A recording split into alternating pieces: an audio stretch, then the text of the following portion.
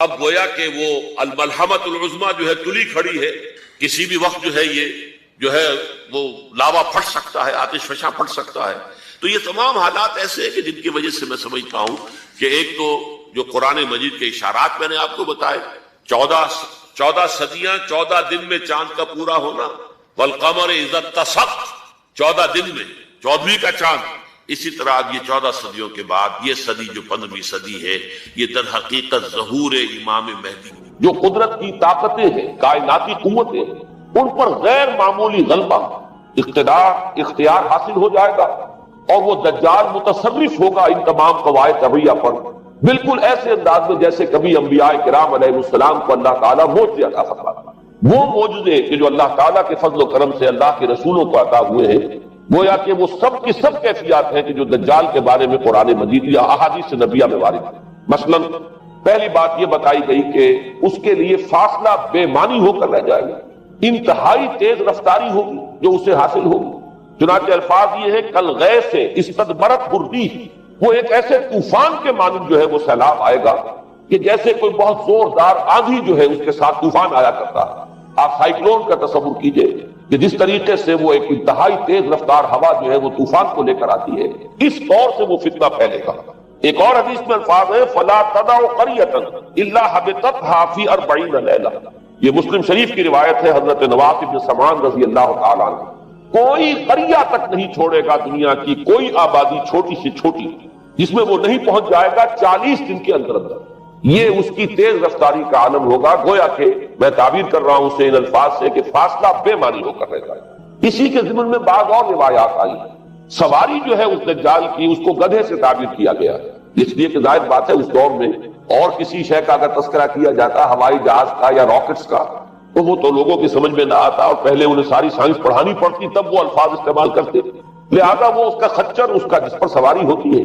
لیکن اس کی تیز رفتاری کے لیے الفاظ آئے ہیں کہ اس کا ایک قدم اگر مکے میں ہوگا تو دوسرا قدم شام میں جا کر پڑے، اور الفاظ یہ آئے ہیں کہ اس کے دونوں کانوں کے درمیان فاصلہ جو ہے وہ 40 باع کا یعنی 80 ہاتھ کا ہوگا۔ بلکہ حضرت علی رضی اللہ تعالیٰ عنہ کے خطبے میں جو اس کا بیان ہوا ہے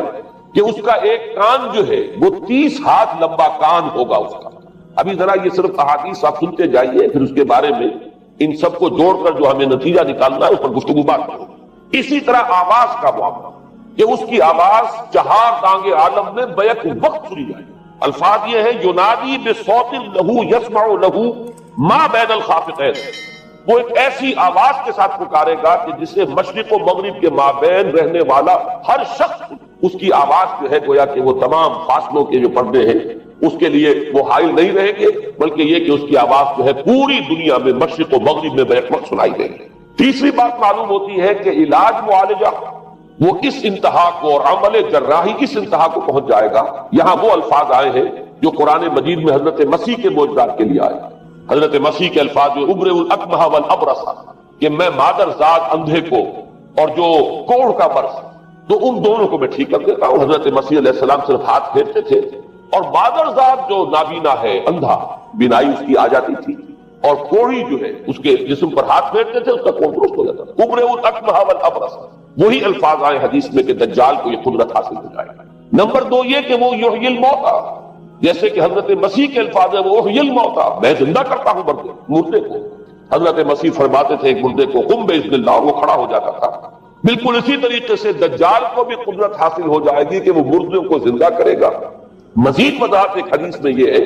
کہ وہ ایک شخص کو آری کے ساتھ بیچ میں سے چیرے گا، 2 ٹکڑے کر دے گا، پھر سیدھے گا اور زندہ کر دے گا۔ معلوم یہ ہوا کہ علاج معالجے کا علم اور دوسرے یہ کہ جراحی کا علم جو ہے وہ اپنی ان بلندیوں کو پہنچے گا کہ اس حد تک انسان کی رسائی ہو جائے گی۔ چوتھی بات، اس کو زمین اور فضا پر اس قدر غلبہ حاصل ہو جائے گا۔ الفاظ یہ حدیث کے یامر السماء فتنبت، وہ آسمان کو حکم دے گا بارش برسا اور وہ بارش برسائے گا۔ والارض فتنبت، اور زمین کو حکم دے گا کہ فصلیں اگا اور وہ اگائے گی۔ وَيَمُرُّ بِالْخَرْبَةِ فَيَقُولُ لَهَا اُخْرُجِي كُنُوزَكِ، اور وہ کسی ویرانے پر سے گزرے گا، اسے حکم دے گا، ویران چٹیل میدان، اور حکم دے گا کہ اپنے خزانے نکال، اور فرمایا اس کا نتیجہ یہ نکلے گا فَتَتَّبِعُهُ كُنُوزُهَا، اس زمین کے جو خزانے ہیں وہ نکل کے اس کے ساتھ چلنے شروع ہو جائے گا۔ زمین پر قدرت، فضا پر قدرت، بارش کا حکم ہوگا وہ بارش ہو جائے گی، آسمان بارش برسائے گا، زمین اپنے خزانے اگل دے گی۔ پانچویں بات، وَيُبْعَثُ مَعَهُ الشَّيَاطِينُ عَلَى صُورَةٍ مَنْ مَاتَ، اس کے ساتھ کچھ ایسے شیاطین مبعوث ہوں گے کہ جو ان صورتوں کو اختیار کریں گے ان لوگوں کی جو مر چکے ہیں، من الآباء والأمہات والمعارف، جو آباء و اجداد اور مائیں اور دادیاں اور جو بھی جان پہچان والے لوگ ہیں جو فوت ہو چکے ہوں گے، وہ ان کی صورت اختیار کریں گے۔ فَتَأْتِيَ أَحَدَهُمْ فَيَقُولُ أَلَسْتُ فُلَانًا أَلَسْتَ تَعْرِفُنِي، پھر وہ آئے گا اور وہ شیاطین آئیں گے اور انسان سے کسی سے بات کریں گے، کیا تم مجھے نہیں پہچانتے؟ کیا میں تمہارا فلاں رشتہ دار نہیں ہوں؟ اپنی نشانیاں بیان کریں گے اور لوگ پہچان جائیں۔ یہ وہ احادیث ہیں کہ جن کا جو نتیجہ نکلتا ہے اس کو پہچان لیجئے۔ وہ نتیجہ یہ ہے کہ حضور صلی اللہ علیہ وسلم نے دجالی فتنے کے جو اوصاف بیان کیے یا جو علامات بیان کی، ان کا حاصل یہ ہے کہ سائنس اور ٹیکنالوجی کی وہ بلندیاں انسان کو حاصل ہو جائیں گی کہ جو چیزیں کبھی رسولوں کے معجزوں سے ظہور پذیر ہوتی تھی، وہ قوانین طبیعہ پر تصرف کے باعث خود انسان کرنے لگے۔ یہ ہے در حقیقت حاصل۔ چنانچہ آج آپ دیکھیے وہ جو اس کا گدھا ہے وہ ہمارے آج کل کے ہوائی جہاز ہے، اور آپ کو معلوم ہے کہ یہ رڈار جو ہے ان کے ہوائی جہازوں کے، یہ بالکل اینڈز پر ہوتے ہیں ان کے بازوؤں پر، اور یہی ان کے کان ہیں، انہی سے انہیں وہ معلومات حاصل ہوتی ہیں۔ خود ان کی لمبائی چوڑائی جو ہے وہ کتنی ہے، اور پھر یہ کہ ان کے درمیان فصل جو ہے وہ 80 ہاتھ کا یا 40 بار کا وہ موجود ہے، اور جہاز کی ایک اڑان اب تو کہیں بات پہنچ گئی کہ آپ کو معلوم ہے کہ پوری دنیا کے گرد بھی ایک جہاز جو ہے وہ چکر لگا لیتا ہے چند گھنٹوں کے اندر۔ لیکن یہ ہے کہ عام جو رفتار ہے اس میں بھی ایک پڑاؤ سے دوسرے پڑاؤ تک، ایک جگہ سے جس کو ہاپ کرنا کہتے ہیں، یہ بھی کم سے کم 500-700 میل کا عام طور پر سفر جو ہے وہ جہاز طے کر رہا ہے۔ اسی طریقے سے ہماری جو سائنس کی، خاص طور پر جو طبی سائنس ہے، اب اس میں جس طریقے سے کہ زندہ رکھا جاتا ہے انسانوں کو، اور وہ ویجیٹیبل چاہے کہا گیا ہے ان کو ہیومن ویجیٹیبلز، لیکن یہ کہ دل کی دھڑکن بھی چلائے جا رہے ہیں، خوراک بھی پہنچا رہے ہیں، آدمی جو ہے وہ زندہ سال تک زندہ رہا ہے۔ اور یہ کہ سرجری بعض جانوروں پر تو یہ بات ہو چکی ہے کہ کاٹے گئے ہیں اور پھر ان کو سی دیا گیا ہے، جوڑ دیا گیا ہے۔ یہ تمام جو بھی معجزے ہیں اس وقت سائنس دکھا رہی ہے۔ اسی طرح اگر یہ معجزہ دیکھنا ہو کہ زمین لکوں تک سکی، جہاں کہیں کوئی آثار نہیں تھے کسی ایک پتے تک کے اگنے کے، اگر وہاں لہلہاتے ہوئے آپ کو چمن دیکھنے ہو تو ویسے سب سے پہلے تو یہ معاملہ ہوا تھا اسرائیل نے جو کر کے دکھایا تھا، لیکن اب تو آپ ابو ظبی چلے جائیے، سعودی عرب میں چلے جائیے۔ سعودی عرب کے اندر حال یہ ہے کہ آپ اگر ہوائی جہاز سے سفر کریں ریاض سے جدے تک تو آپ کو جگہ جگہ بڑے سرکولر پیچز نظر آئیں گے جہاز سے، نہایت گرین، اور اس کے اندر جو ہے آرٹیفیشل اریگیشن کے ذریعے سے، اور بہت عمدہ وہاں کاشت ہو رہی ہے، بہت خوبصورت فارم ہے وہ تمام کے تمام سرکولر پیچز، اس لیے کہ جو اریگیشن ہوتی ہے وہ ان ویلز کے ذریعے سے ہوتی ہے کہ جو ایک سرکل میں چلتے ہیں اور پانی کی وہ آرٹیفیشل بارش جو ہے وہ ہوتی رہتی ہے۔ باقی یہ کہ فضا سے آرٹیفیشل رین، یہ تو بہت ہی سادہ سی بات ہے کہ فضا کے اندر ایٹماسفیرک کنڈیشن کو ذرا تبدیل کیا جائے تو بارش آ جاتی ہے۔ اور باقی رہ گیا آواز کا یہاں سے وہاں جانا، وہ تو آواز ہی نہیں ہے، تو آپ صورتیں دیکھ رہے ہیں۔ آپ کو نیو یارک میں بیٹھا ہوا خطاب کرے، آپ پوری دنیا کے اندر جہاں چاہیں، وہ آل ورلڈ اینٹینا آپ کے پاس صرف ہونا چاہیے۔ باقی یہ کہ آپ دنیا کے کسی بھی گوشے میں بیٹھے ہوئے کسی شخص کا خطاب یہ وہ سن سکتے ہیں۔ تو معلوم یہ ہوا کہ در حقیقت یہ جو دجالی فتنہ ہے، یہ اس کے اوصاف جو بیان کیے گئے، ابھی میں اس کو لفظ فتنہ سے تعبیر نہیں کر رہا، اسے جس چیز نے فتنہ بنایا وہ ابھی میں آپ سے عرض کروں گا، لیکن یہ جتنے اوصاف حدیث میں آئے، جتنی صفات بیان ہوئی، جو کوائف وہاں سامنے آ رہے ہیں، ان سب کا حاصل تو ایک لفظ میں یہ ہے کہ سائنٹیفک ڈیولپمنٹ اور ٹیکنالوجیکل ڈیولپمنٹ وہ اس درجے کی ہو جائے گی کہ قواعد طبیعہ پر، فورسز آف دی نیچر پر انسان کو تصرف اور تسلط حاصل ہو جائے گا، اور وہ انہیں استعمال کرے گا، اور اس طریقے سے اس کے اندر وہ ساری کی ساری کیفیات جیسے کہ آج ہم دیکھ رہے ہیں اپنی نگاہوں کے سامنے وہ پیدا ہو جائے گا۔ اب سوال یہ ہے کہ اس شے کو فتنہ کس چیز نے بنایا؟ یہ بات سمجھ لیجیے، جہاں تک سائنسی ترقی کا تعلق ہے، تکنیکی ترقی کا تعلق ہے، یہ چیزیں فی الاصل فتنہ نہیں ہے، یہ تو وہ علمہ آدم الاسماء کلہا کا ظہور ہے۔ اللہ تعالیٰ نے ازل میں حضرت آدم علیہ السلام کو جو صلاحیت عطا فرما دی تھی، یہ ایکسفولیشن ہے اس کا ظہور ہے۔ جیسے کہ آم کی گٹھلی میں آم کا درخت ہے، لیکن ظاہر بات ہے کہ اس کو درخت بننے میں وقت لگتا ہے، پہلے وہ 2 پتے نکلتے ہیں، پھر وہ بڑھتا ہے معاملہ، کئی سال میں جا کر وہ درخت جو ہے وہ جوان ہوگا، وہ پھل دے گا۔ اسی طریقے سے یوں سمجھئے کہ بالقوہ وہ علم حضرت آدم علیہ السلام کو دے دیا گیا، یعنی وہ صلاحیتیں ودیت کر دی گئی، وہ فیکلٹیز، سمع اور بصر اور فؤاد، دیکھو سنو نتیجہ نکالو اور آگے بڑھو۔ آپ نے چیز دیکھی، ایک سنی، نتیجہ نکالا، اس کو نوٹ کیا، آگے بڑھے، پھر کوئی چیز دیکھی، پھر کوئی سنی، اپنے سابق جو نتیجہ آپ نے نکال کر محفوظ کیا تھا اپنی میموری میں، اس کے ساتھ اس کو ٹیلی کیا، کوئی اور نتیجہ نکل آیا اور آگے بڑھے. تو یہ تو سٹیپ بائی سٹیپ، قدم بہ قدم انسانی علم آگے بڑھ رہا ہے. یہ ہرگز فتنہ نہ ہوتا، میرے الفاظ پر توجہ کیجئے، اگر اس کے ساتھ متوازن طور پر ایمان اور روحانیت کا ارتقا بھی ہوتا رہا. اگر اس کے ساتھ اللہ کی معرفت، اللہ کی محبت، آخرت کا ایمان، منظور انسان کی جو ہے وہ آخرت ہے، دنیا نہیں ہے، اگر یہ چیزیں ساتھ کے ساتھ ہوتی تو یہ ہرگز فتنہ در حقیقت اسے جس نے بنایا ہے وہ یہ ہے کہ کچھ ایسے اسباب ہوئے ہیں، اور وہ اسباب آج مجھے بیان کرنے کہ در حقیقت موجودہ عیسائیت اس کا سب سے بڑا سبب ہے. اس کے نتیجے میں ایک بہت بڑا گیپ ہے، اپالنگ گیپ ہے، بڑا مہیب خلا ہے، بڑی وسیع خلیج ہے جو حائل ہو چکی ہے کہ ایمان اور روحانیت ختم ہوتے چلے گئے اور یہ ٹیکنیکل اور سائنٹیفک ڈیولپمنٹ بڑھتی چلی گئی. ان دونوں کے درمیان جو مہیب خلا پیدا ہوا ہے اس نے اسے فتنہ بنا دیا ہے، اور عظیم ترین فتنہ بنا. ورنہ اگر اس کے ساتھ ہی اللہ پر ایمان، آخرت پر ایمان، اور انسان کے اندر ایمانی کیفیات، اس کی روحانی کیفیات اگر یہ بھی برقرار رہتی، بلکہ اس کے ساتھ متوازن طور پر ان کو ترقی کرنا چاہیے، تو یہ ہرگز فتنہ نہیں ہے. تو پہلی بات یہ سمجھ لیجئے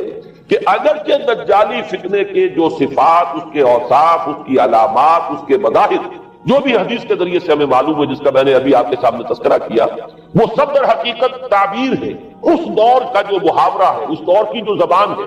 اس دور میں جن الفاظ سے گفتگو کی جا سکتی تھی،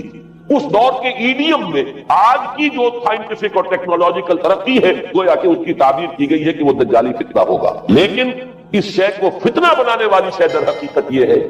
کہ ایک بہت بڑی خلیج حائل ہو چکی ہے ایمان اور روحانیت، اور دوسری طرف سائنٹیفک اور ٹیکنالوجیکل ڈیولپمنٹ میں ان دونوں کے درمیان اتنا بوجھ اور فصل پیدا ہو گیا ہے کہ جس کی وجہ سے اس نے فتنے کی شکل اختیار کی.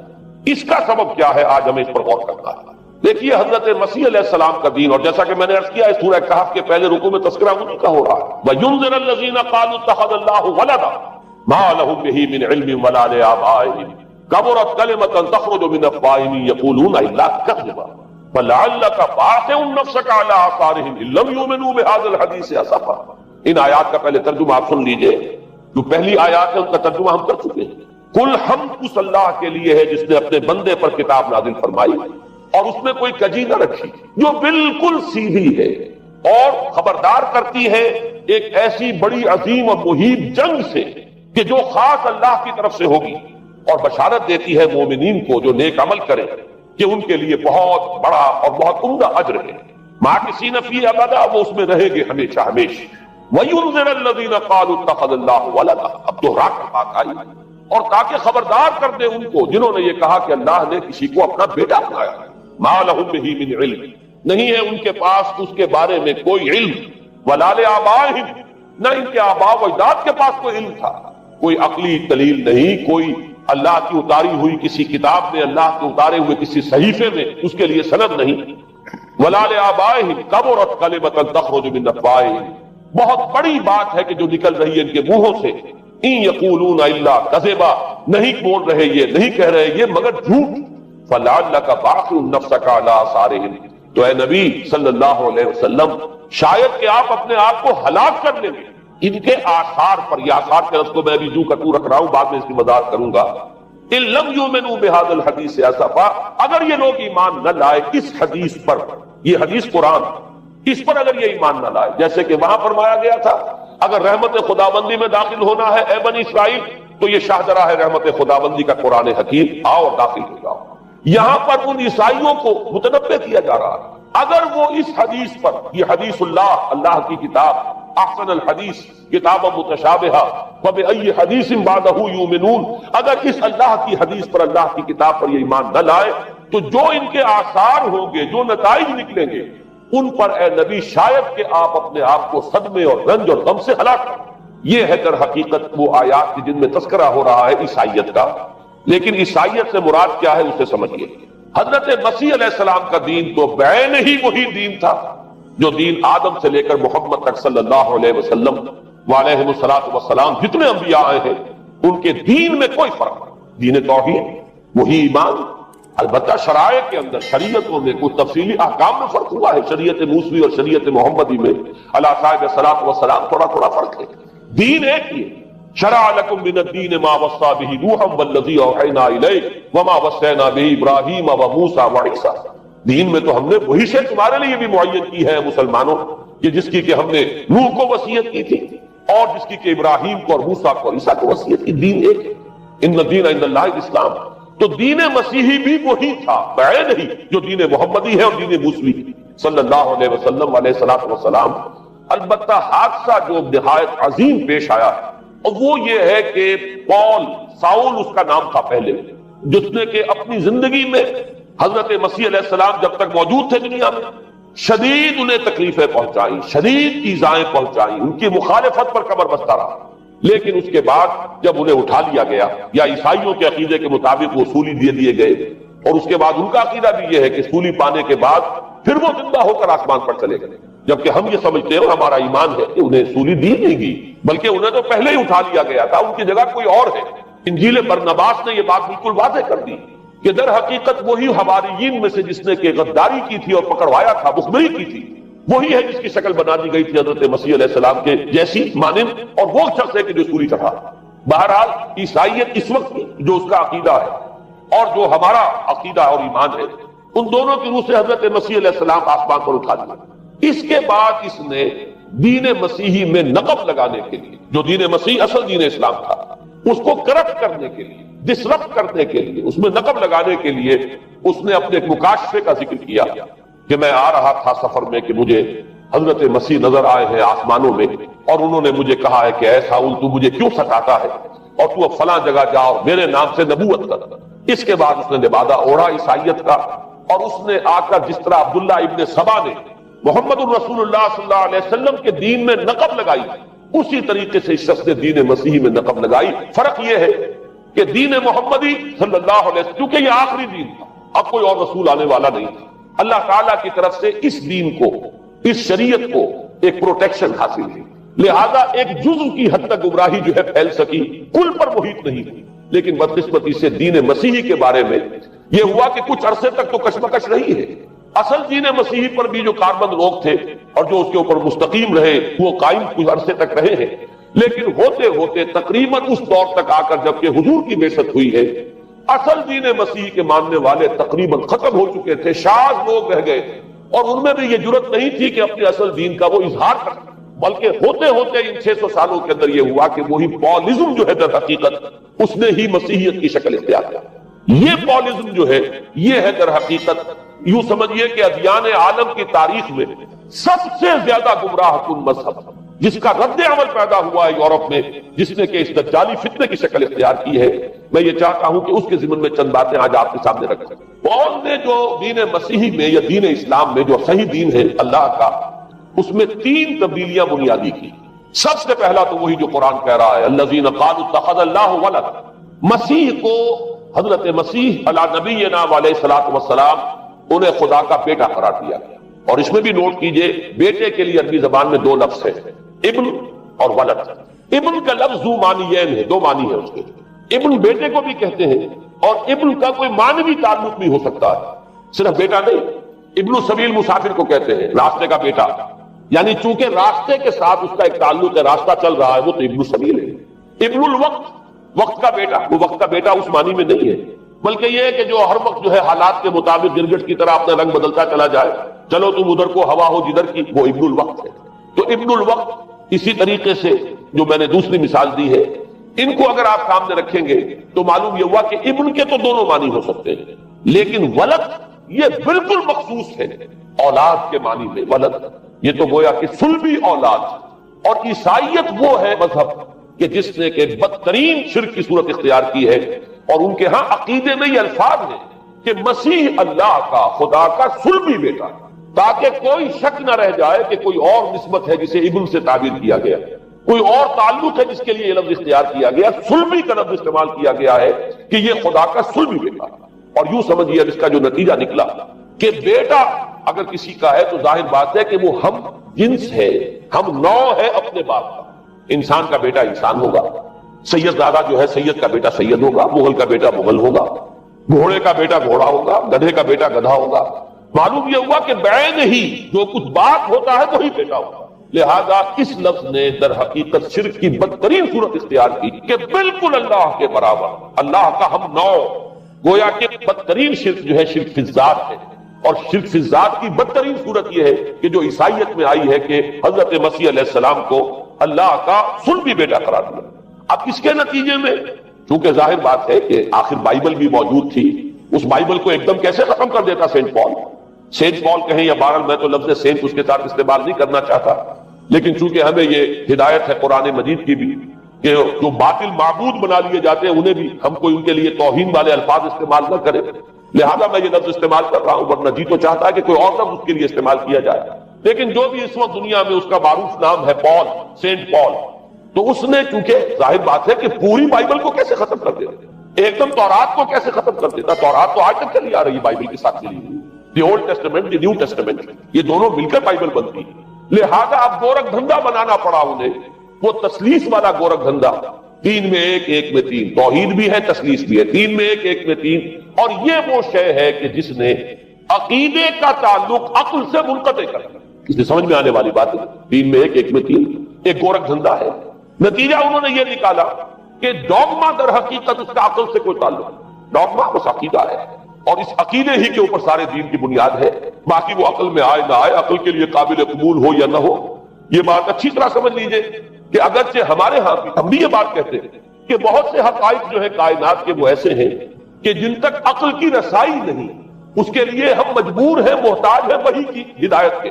لیکن 2 چیزوں میں فرق کیجئے، ایک ہے عقل سے ماورا ہونا اور ایک ہے عقل کے خلاف ہونا. ان دونوں چیزوں میں زمین و آسمان کا فرق ہے. ایک وہ حقائق ہے کہ جو عقل از خود ان تک رسائی حاصل نہیں کر سکتی، لیکن جب وہ سامنے آتے ہیں تو عقل تسلیم کرتی ہے کہ ہاں یہ بات سمجھ میں آتی ہے. ایک وہ چیزیں ہیں کہ جن کو عقل تسلیم نہیں کرتی. تو ایک ہے مخالف عقل، ایک ہے ورائے عقل. ان دونوں میں زمین و آسمان